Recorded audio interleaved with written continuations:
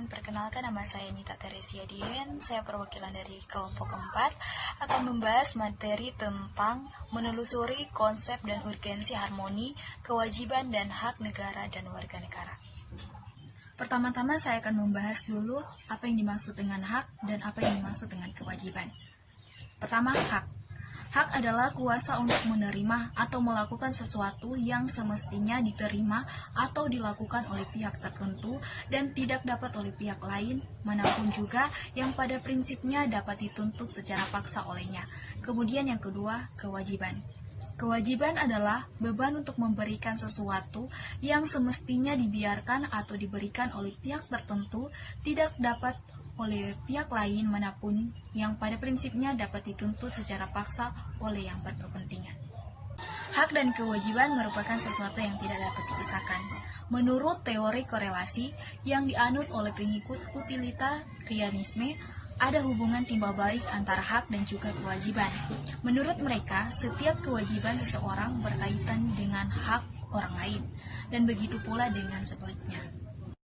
Hubungan warga negara dan negara itu bersifat timbal balik. Sebagai contoh, hak dan kewajiban warga negara yang bersifat timbal balik atau resiprokalitas adalah hak warga negara mendapatkan pekerjaan dan penghidupan yang layak. Atas dasar hak ini, negara berkewajiban memberikan pekerjaan dan penghidupan bagi warga negara.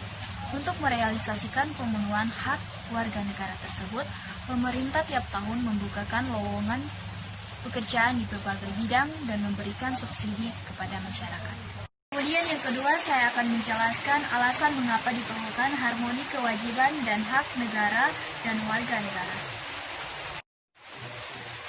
Hak dan kewajiban merupakan sesuatu yang tidak dapat dipisahkan. Akan tetapi, terjadi pertentangan karena hak dan kewajiban tidak seimbang.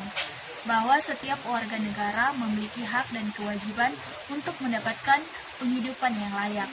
Tetapi pada kenyataannya, banyak warga negara yang belum merasakan kesejahteraan dalam menjalani kehidupannya. Semua itu terjadi karena pemerintah dan para pejabat tinggi lebih banyak mendahulukan hak daripada kewajiban. Untuk mencapai keseimbangan antara hak dan kewajiban dengan cara mengetahui posisi diri kita sendiri. Sebagai seorang warga negara harus tahu hak dan kewajibannya. Hak dan kewajiban di Indonesia ini tidak akan pernah seimbang apabila masyarakat tidak bergerak untuk merubahnya. Oleh karena itu, diperlukannya harmoni kewajiban dan hak negara dan warga negara agar terciptanya kehidupan bernegara yang harmonis dan berkesinambungan antara kepentingan rakyat dalam pemenuhan hak dan kewajiban oleh negara. Kita akan menggali sumber historis, sosiologi, dan politik mengenai harmonis kewajiban dan hak negara dan rakyat negara Indonesia. Yang pertama, sumber historis. John Locke, orang yang pertama merumuskan hak alamiah, yaitu hak atas hidup, kebebasan, dan hak milik. Perkembangan selanjutnya ada 3 peristiwa penting yang terjadi di Barat. Yang pertama, Magna Carta. Magna Carta adalah piagam perjanjian antara Raja John dan para bangsawan dan keturunannya, di mana hak tidak dipenjarakan sebelum adanya pengadilan. Yang kedua, Revolusi Amerika Serikat. Karena revolusi ini, negara Amerika menjadi negara merdeka pada tanggal 4 Juli 1776. Yang ketiga, Revolusi Prancis. Revolusi ini adalah bentuk perlawanan dari rakyat Prancis kepada rajanya sendiri yang sewenang-wenang dan absolut. Karena ini terjadilah 3 hak, hak kewajiban, persamaan, dan persaudaraan. Yang kedua, sumber sosiologi. Pasca reformasi sekarang ini, terdapat beberapa gejala sosiologi fundamental yang menjadi sumber terjadinya berbagai gejolak dalam masyarakat kita.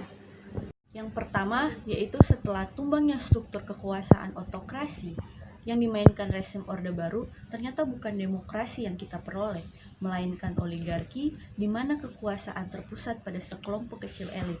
Sementara sebagian besar rakyat tetap jauh dari sumber-sumber kekuasaan, misalnya wewenang, uang, hukum, informasi, pendidikan, dan sebagainya. Kedua, munculnya kebencian sosial budaya terselubung. Ketika rezim Orde Baru berhasil dilengsarkan, pola konflik di Indonesia ternyata bukan hanya terjadi antara pendukung fanatik Orde Baru dengan pendukung reformasi, tetapi justru meluas menjadi konflik antar suku, antar umat beragama, kelas sosial, kampung, dan sebagainya. Dan yang ketiga yaitu sumber politik. Pada awal era reformasi pertengahan 1998, muncul berbagai tuntutan reformasi di masyarakat. Beberapa tuntutan reformasi itu adalah Undang-Undang Dasar Negara Republik Indonesia 1945. Yang kedua, penghapusan doktrin Dwi Fungsi ABRI. Yang ketiga, penegakan supremasi hukum, penghormatan HAM, serta pemberantasan KKN. Keempat, melakukan desentralisasi dan hubungan yang adil antara pusat dan daerah. Kelima, otonomi daerah. Keenam, mewujudkan kebebasan pers. Dan ketujuh, mewujudkan kehidupan demokrasi. Selanjutnya, materi yang keempat, materi yang terakhir yaitu argumen tentang dinamika dan tantangan dari harmoni kewajiban dan hak negara dan warga negara Indonesia. Yang pertama, aturan dasar ihwal pendidikan dan kebudayaan, serta ilmu pengetahuan dan teknologi.